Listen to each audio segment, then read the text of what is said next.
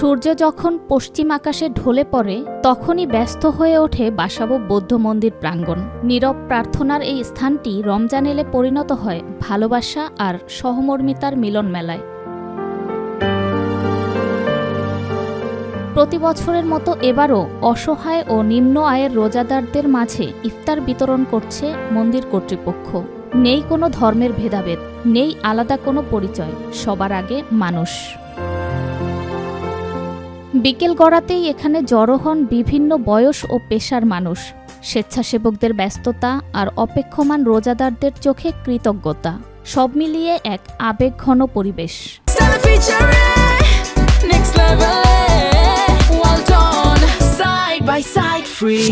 রমজান মাসে তাদের সাথে আমরা যে থাকতে পারি, তাদেরকে দিয়ে তাদের মুখে একটু হাসি ফুটে তাদের প্রয়োজনটা যে সার্ভ করতে পারি, এটাই আমাদের ভালো লাগা, আর কিছু না।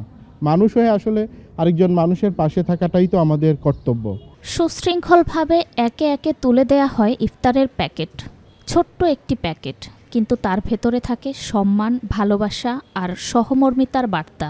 2012 সাল থেকে আমার গুরুদেব সঙ্গনে শুদ্ধানন্দ মহাতর উনি শুরু করেছিলেন। এই পর্যন্ত আমরা দিয়ে আসছি। আমরা চাই শান্তি সম্প্রীতির দেশ হলো বাংলাদেশ। আমরা সবার সাথে মিলেমিশে থাকতে চাই, সবাই যেন একসাথে বসবাস করতে পারি, সেই আশায় আমরা এই কাজটা করি। স্থানীয়রা বলছেন, এমন উদ্যোগ সমাজের জন্য দৃষ্টান্ত। এখানে এসে বোঝা যায় মানুষ মানুষের জন্য কথাটির যথার্থতা এখনও বিদ্যমান। ঘরে ইফতার করতে পারি না, ছেলে থাকে আলাদা, আমি একা পড়ে থাকি। ওনারা অন্য ধর্মের, তারপরে যে দিচ্ছে এটা ওনাদের জন্য আমাদের জন্য একটা ভ্রাতৃত্ববোধ আর কি, এটা খুব ভালো লাগার একটা বিষয়। আমরা মুসলমান, ওনারা দিচ্ছেন, এটা খুব খুশি লাগছে যে আমাদের সাথে মিলে ওনারা এই কাজটা করতেছে। তো ওনাদেরকে আল্লাহ যেন ভালো রাখে। প্রতি বছরের ধারাবাহিকতায় বাসাবো বৌদ্ধ মন্দিরের এই সার্বজনীন ইফতার আয়োজন সমাজের জন্য এক নীরব বার্তা। সম্প্রীতি শুধু শব্দে নয়, কাজে বাস্তবায়নই এর আসল সৌন্দর্য।